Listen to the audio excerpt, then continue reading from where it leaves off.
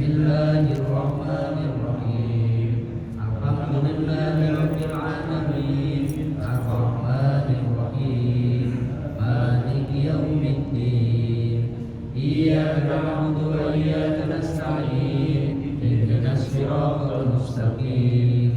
Siratal ladzina an'amta 'alaihim ghairil maghdubi 'alaihim waladdallin. Amin. Bismillahirrahmanirrahim. Pembahasan kita masih pada hadis nomor 38. Wasailul qurbi minallahi wa naili mahabbatihi. Perantara untuk mendekat kepada Allah dan bagaimana mendapatkan kecintaan Allah. Jadi hadis ini hadis yang berkaitan dengan agar kita semuanya itu bisa dekat kepada Allah. Caranya bagaimana? Medianya apa? Karena orang itu banyak yang ingin dekat kepada Allah, tapi kadang nggak tahu caranya. Kadang juga medianya salah, mekanismenya salah, maka hasilnya pun juga salah. Nah, ini pentingnya ilmu di sini. An Abi Hurairah radhiyallahu anhu qala Rasulullah sallallahu alaihi wasallam. Dari sahabat Abu Hurairah, beliau meriwayatkan bahwa Rasulullah beliau pernah bersabda, Innallaha ta'ala qala, bahwasanya Allah telah berfirman, Man ada li waliyan faqad adantuhu bil harbi. Barang siapa seseorang berani memusuhi waliku, orang yang aku cintai, maka aku mengumumkan perang kepada dia. Kalau ada orang oleh Allah sudah dijadikan walinya, Allah sudah mencintai dia, siapa yang berani menyakiti orang itu, langsung lawannya Allah Subhanahu wa ta'ala. Artinya orangnya itu dia sudah tidak perlu turun tangan, Allah yang langsung membalas. Ini kan ngeri. Wa ma taqarraba ilayya 'abdi bi syai'in ahabba ilayya mimma aftaratu 'alaihi. Dan tidaklah seseorang atau hamba mendekat kepadaku dengan sesuatu yang paling aku cintai, melainkan dengan yang aku fardukan. Kalau ada orang ingin mendekat kepada Allah, maka dengan cara yang paling dicintai Allah, yakni sesuatu yang telah difardukan Allah kepada hamba tersebut. Allah memberikan kita kewajiban-kewajiban. Allah melarang kita dengan beberapa aturan-aturan. Hal-hal seperti itu bila kita lakukan, maka itu cara paling baik dalam kita mendekat kepada Allah Subhanahu wa ta'ala. Contohnya apa? Sholat 5 waktu itu wajib, itu fardu. Dengan kita istiqomah sholat 5 waktu, cara paling efektif untuk mendekat kepada Allah, daripada mencari wangsit, daripada mencari wahyu, daripada berpikir dengan sekuat tenaga, lakukan perintah Allah. Itu cara paling dekat, cara paling efektif untuk mendekat kepada Allah. Kan ini enak nih. Kewajibannya apa dilakukan, maka itu orang yang dicintai Allah. Ada orang ingin mendekat tapi dia nggak melakukan perintahnya, ini kan aneh. Ada orang dia ingin mendekat kepada Allah tapi tata caranya nggak sesuai yang diberikan Allah, ya jelas salah. Makanya dalam hadis ini, seorang hamba bila mendekat kepada Allah dengan sesuatu, maka yang paling dicintai Allah dengan sesuatu yang difadukan. Ini poin utama. Wa ma yazalu abdi yataqarrabu ilayya bin nawafil hatta uhibba. Dan tidak akan berhenti hambaku mendekat kepadaku dengan perkara sunnah sampai akhirnya aku mencintai dia. Dan kalau perkara sunnah itu harus istiqomah.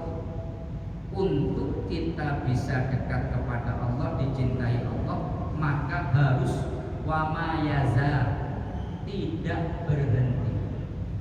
Istiqomah, yang berat itu istiqomah.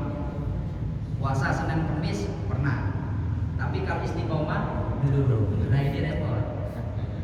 Baca Quran pernah, tapi istiqomah belum. Kalau ingin mendekat kepada Allah, istiqomah. Kemudian kalau orang sudah menjadi wali Allah, orang yang dicintai Allah, faida ahbabtu, bila aku yakni Allah mencintai hamba itu, kuntu sam'ahu alladhi yasma'u bihi, maka Allah akan menjadi pendengaran saat hamba tersebut mendengar. Wa basarahu alladhi yubsiru bihi, menjadi penglihatannya saat dia melihat.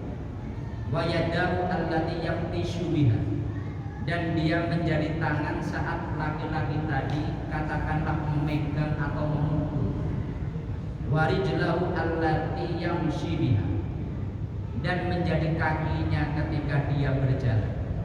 Wa in sa'alani la'utiyannahu, dan kalau dia minta pasti akan aku beri, karena sudah jadi kekasihnya. Wala ista'adani la'utidannahu, kalau dia minta perlindungan pasti akan aku lindungi. Kenapa? Sudah menjadi orang yang dicintai Allah. Kalau kita meminta kok nggak datang-datang, jangan disalahkan Allahnya. Introspeksi diri dulu. Jangan-jangan kita ini belum berstatus yang dicintai Allah. Maka dengan cara tadi, ibadah fardu dilakukan, ibadah sunnah diistiqomahkan. Itu penting sekali. Kalau fardu kok nggak ada istiqomah, fardu itu nggak ada istiqomah, mau nggak mau harus dilakukan, karena kalau nggak dilakukan dosa. Kalau sunnah tidak dilakukan nggak dapat dosa, tapi bila dia istiqomah akan dicintai Allah Subhanahu wa Ta'ala. Hadis ini merupakan hadis yang dalam statusnya tidak diragukan lagi, karena hadis ini disahihkan oleh Imam Bukhari. Tidak hanya Imam Bukhari, di dalam riwayat-riwayat yang lain juga diriwayatkan oleh imam-imam yang lain. Oleh sebab itu, maka mari kita semuanya hal-hal yang sifatnya fardu itu kita utamakan. Saya ulangi, hal-hal yang bersifat fardu kita utamakan. Oke lah, mungkin orang itu dia tidak melakukan perkara-perkara yang sunnah, tapi dia perkara fardunya dijaga betul. Ada seorang sahabat Nabi, bagaimana pendapatmu bila aku itu melaksanakan sholat 5 waktu aku jaga, kemudian aku itu puasa, wa akramtu al-harama wa ahlaltu al-halal, wa lam azid ala dzalika syai'an, a'adkhulu al-jannah. Lalu yang halal yang aku halalkan, yang haram yang aku haramkan, apakah aku akan masuk surga? Nabi mengatakan na'am, iya. Modalnya cuma 3. sholat dijaga, puasa Ramadan dijaga, nggak ditambah yang lain, dan halal halal. Karena ini perkara yang wajib. Maka cara mendekat paling efektif kepada Allah yang wajib-wajib itu dilakukan. Contohnya ada perkara sunnah, ada perkara wajib.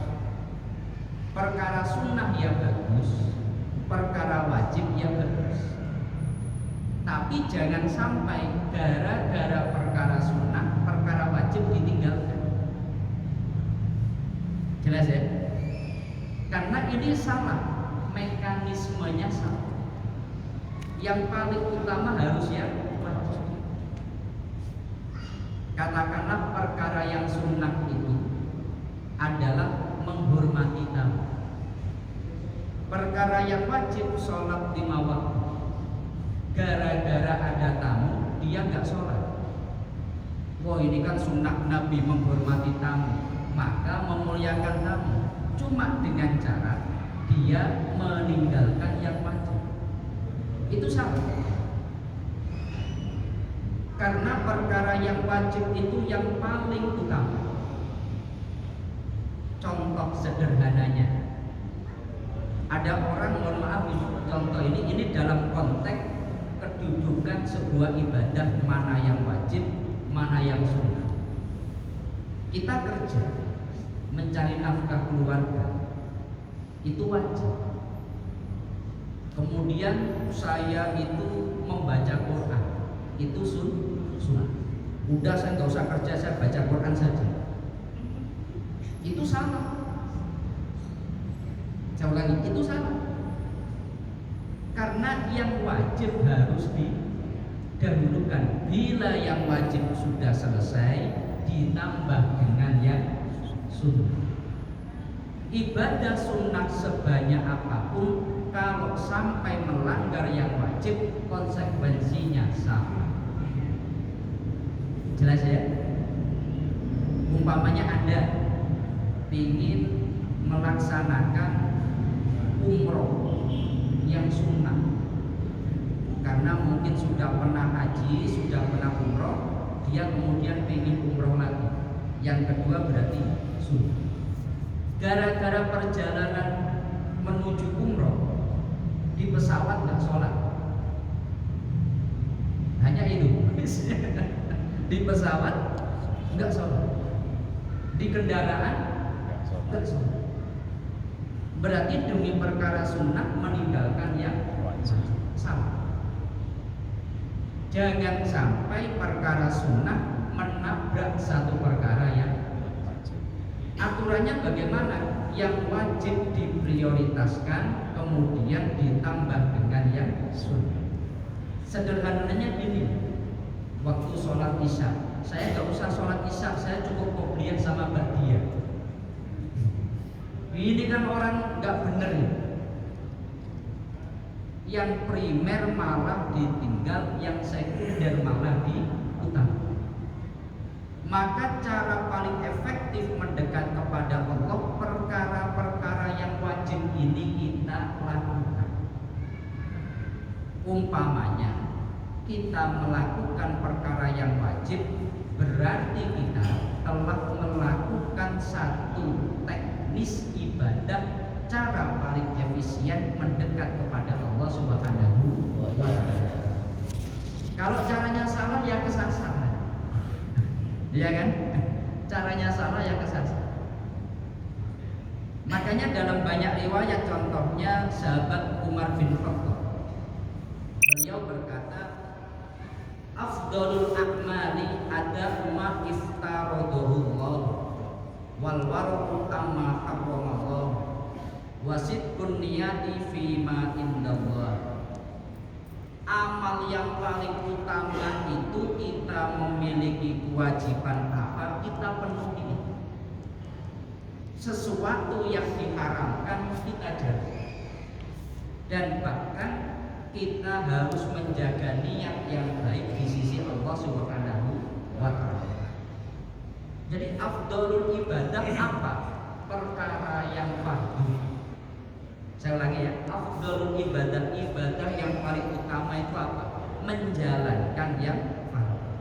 Cuma kadang orang itu nggak ngerti mana yang wajib, mana yang sunnah. Nah, ini repot ini. Kadang orang nggak ngerti. Ini statusnya wajib, ini statusnya sunnah. Kadang nggak tahu. Contohnya sekarang dalam sholat isya berdiri itu wajib. Duduk tasyahud awal itu sunnah. Kadang orang kalau sudah berdiri lupa untuk tasyahud awal. Dia harus tetap berdiri. Gak boleh dia sudah berdiri kemudian dia duduk tasyahud awal. Kenapa? Aturannya salah. Yang berdiri wajib ditinggalkan demi mendapatkan yang sunnah. Sholatnya batal. Ini di dalam sekian banyak ibadah bisa diterapkan hadis ini. Kenapa? Yang paling dominan, yang paling penting adalah dia menjalankan kewajiban. Pernah ada seseorang dia tanya kepada kamu, Pak Ustadz, saya itu kalau umpama mau ikut majelis taklim, itu suami saat majelis taklim biasanya pulang, ya pulang. Nah itu biasanya berbenturan. Suami pinginnya gini. Kemudian boleh apa enggak saya meninggalkan ibu saya ke majelis taklim? Saya sampaikan, kalau taat kepada suami bagi seorang istri hukumnya wajib. Ketika dia majelis taklim, yang diajarkan di majelis taklim itu bukan perkara yang wajib, hukum daripada majelis taklim itu sunnah. Jangan sampai dia demi perkara sunnah meninggalkan yang wajib. Kalau kita semua komitmen yang wajib-wajib itu dilakukan, itu pasti baik, asli pasti. Sebagaimana yang disampaikan Umar bin Khattab, afdhalul ibadah yang paling utama adalah melakukan perkara yang wajib dan menjauhi yang haram. Yang haram dijauhi itu wajib. Daripada menjalankan, umpamanya ada orang menjalankan sunnah, kemudian ada orang meninggalkan haram, derajatnya lebih utama meninggalkan haram. Saya ulangi, ada orang dia meninggalkan haram, yang satu melakukan sunnah, lebih utama meninggalkan yang haram. Umpamanya ada orang dia zikir, subhanallah, subhanallah, itu sunnah. Yang satu dia tuh nggak zikir, tapi dia katakanlah biasa minum, udah saya nggak mau minum lagi. Dia meninggalkan keharaman. Di sisi syariat lebih utama orang yang meninggalkan haram, meskipun terlihat dia nggak zikir, tapi konteksnya orang itu melakukan yang wajib. Maka hendaknya kita evaluasi dalam aktivitas kita, standar prioritasnya adalah mana yang wajib, mana yang sunnah, mana yang mubah, bahkan yang makruh dan haram kita perhatikan. Jelas ya? Ini penting sekali. Karena apa? Ini metode mendekat kepada Allah Subhanahu wa Ta'ala. Kemudian dalam konteks inilah ada sebuah kaidah, tarku lil ma'asi muqaddamun ala dukhulil faraidit ta'at. Bahkan ketika ada benturan antara melakukan perkara wajib dengan meninggalkan perkara yang haram, lebih didahulukan meninggalkan perkara yang haram. Saya ulangi, bila terjadi benturan melakukan perkara yang wajib dengan meninggalkan perkara yang haram, ini sama-sama dalam satu keadaan. Ini bagaimana ya? Lebih diutamakan meninggalkan perkara yang haram.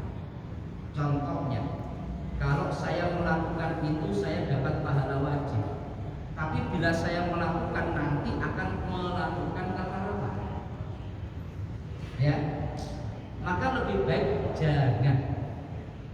Karena dengan melakukannya, maka kita akan melakukan sebuah keharaman.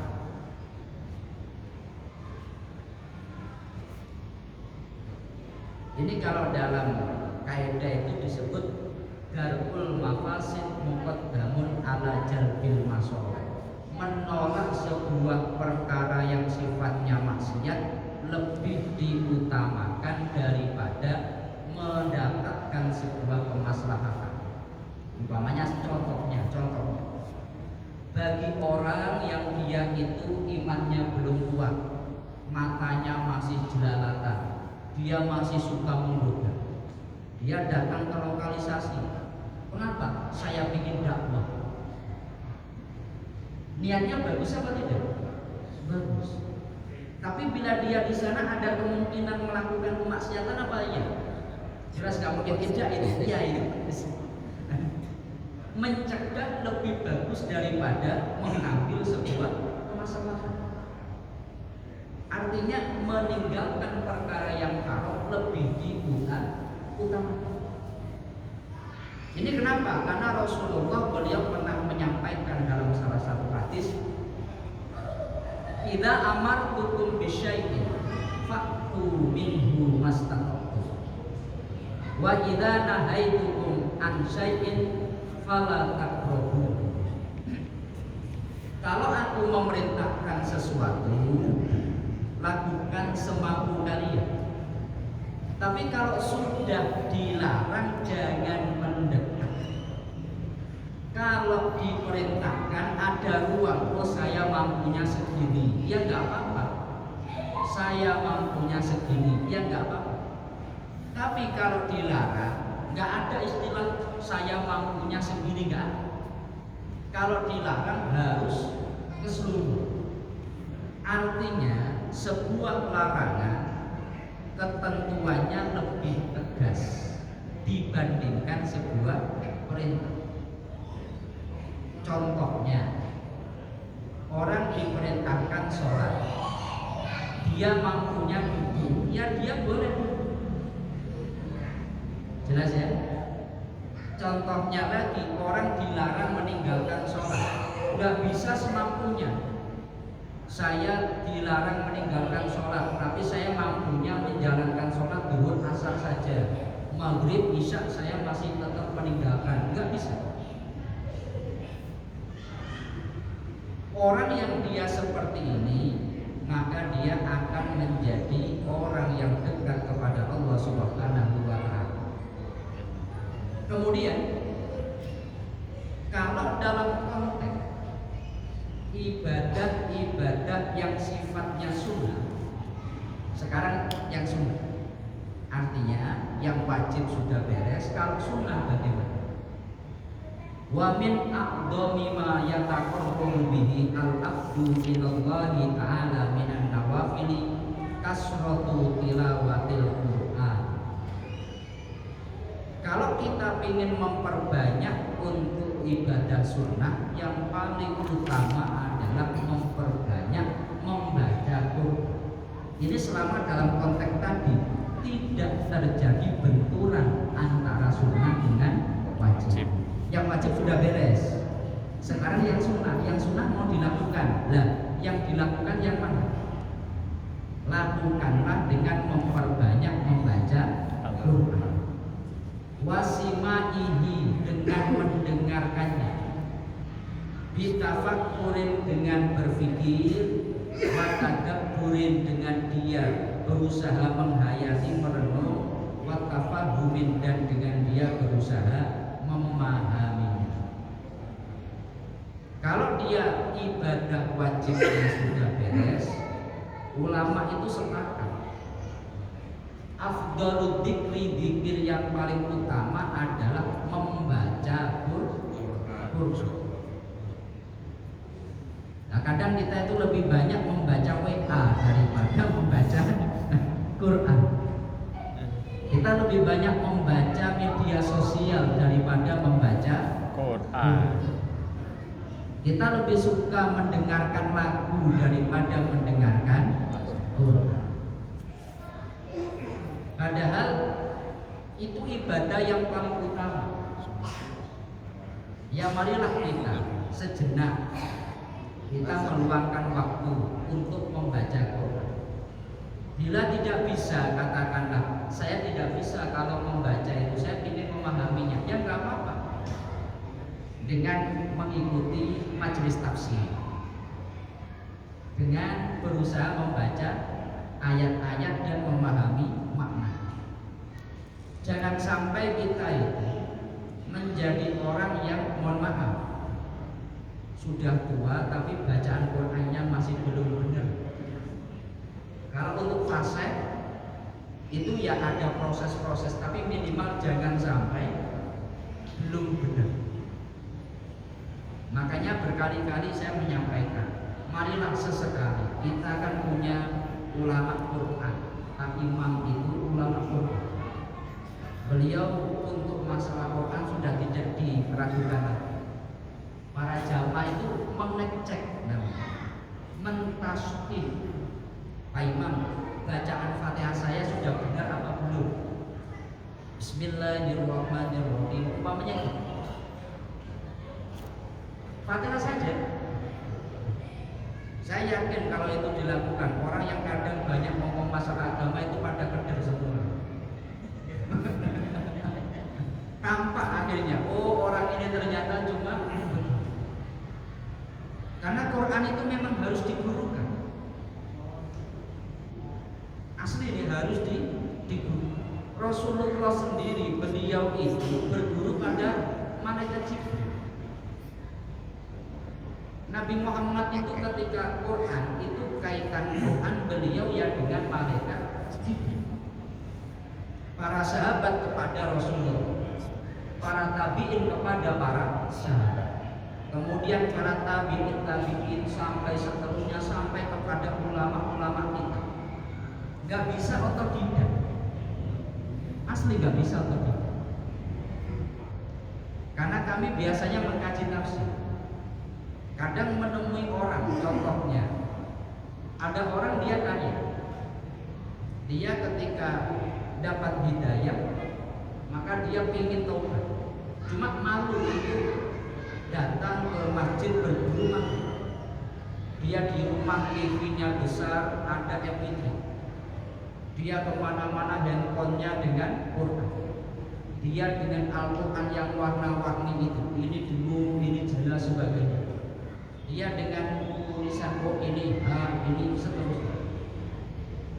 Dia sudah merasa bisa ketika dicekkan, wah hancur ternyata bacaannya.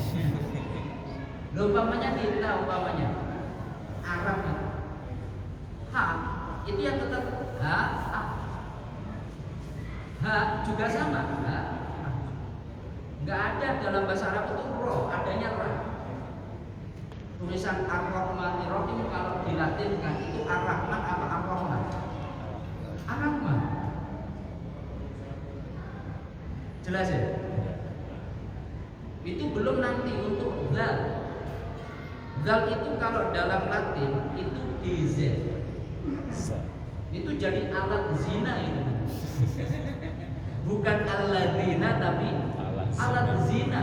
Wah ini repot ini. Wah ini kok Pak Imam baca alat zina, apa maksudnya? Maka disinilah pentingnya kita belajar Quran. Dan dalam konteks ini ibadah yang paling utama dalam hal ibadah sunnah kasratu tilawatil Quran, memperbanyak membaca Quran, mendengarkannya, memahaminya, merenungi. Bahkan Ibnu Mas'ud, sahabat yang menjadi sekretaris Nabi, Ibnu Mas'ud itu orang yang memiliki catatan wahyu komplit. Nabi kalau beliau mendapatkan wahyu, maka Nabi kan punya banyak sekretaris. Ada sahabat Ali, ada Ibnu Mas'ud, ada Utsman bin Affan, ada Zaid bin Sabit dan seterusnya. Para sahabat-sahabat yang mereka penulis wahyu. Cuma ada dari sekian banyak penulis wahyu itu yang memiliki catatan lengkap dari Quran. Salah satunya Ibnu Mas'ud. Dia orang yang paling rajin. Oh, Nabi dapat mencatat. Nah, Ibnu Mas'ud beliau mengatakan, "Man ahabbal Qur'ana ahabballahu wa rasuluh." Siapa orang yang dia mencintai Quran, Allah dan Rasulnya akan mencintai dia. Berarti syarat menjadi wali, yakni orang yang dicintai Allah, adalah mencintai Quran. Kok ada wali ternyata nggak bisa baca Quran? Wah, ini walinya wali daya ini. Wali murid. Wali murid itu kan kadang ada orang ngaku jadi wali, ternyata masalah agama nggak ngerti sama sekali. Jelas ya? Kok ada orang ngaku wali, ternyata Qurannya salah-salah, bacaannya salah-salah. Wah, ini jelas ini. Jadi udah wali murid ini namanya. Kemudian setelah dia itu kasratu tilawatil Quran, maka dia wa min aqdhamin nawafil kasratu dzikril, memperbanyak zikir kepada Allah Subhanahu wa taala. Tapi tadi selama dalam konteks fardunya beres, kemudian membaca Quran, kemudian memperbanyak di zikir. Karena dalam Al-Quran Allah berfirman, "Fadkuruni adkurkum."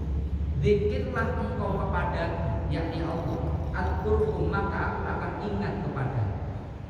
Kalau kita ingin diingat Allah, ya kita harus senantiasa zikir kepada Allah. Ya jangan kita berharap dapat cek kosong. Di dunia nggak pernah melakukan ibadah, sholatnya bolong-bolong, yang penting husnul khotimah. Sulit ini. Husnul khotimah itu melalui proses ini. Usaha kita dari yang fardu, kemudian kita menjalankan yang sunnah, maka kita akan husnul khotimah. Ya kita jangan berharap umpamanya, yang penting masa muda foya-foya, masa tua kaya, di akhirat masuk surga. Oh, itu khayal itu.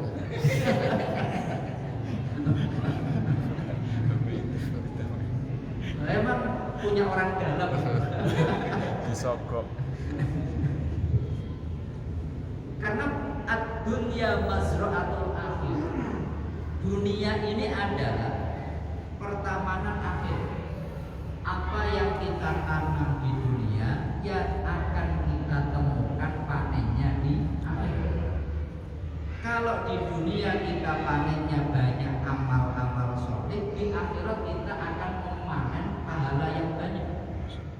Tapi kalau di dunia nanamnya maksiat, orang kadang sebagai orang Islam sholat satu pekan hanya satu kali, hari Jumat, itu pun ketiduran. Ada yang sholatnya setahun cuma 2 kali, Idul Fitri, Idul Adha. Pakaiannya kok bagus terus, jarang dipakai. Masya Allah. Makanya mohon maaf, saya itu kadang merasa prihatin. Sekarang ini untuk memiliki Quran kan mudah sekali. Saya ulangi, untuk memiliki Quran mudah sekali. Seringkali itu ketika masuk ke rumah, Qurannya itu penuh dengan debu. Qurannya indah, tapi nggak pernah dibuka. Semestinya kita lebih bangga ketika kita melihat ulama-ulama kita dulu, orang tua kita dulu. Qurannya mungkin sudah jelek, di pinggiran Qurannya ada warna hitam. Kenapa? Karena seringnya membaca pakai ludah, itu malah yang lebih utama. Sekarang ini banyak karena Quran mudah didapat, kadang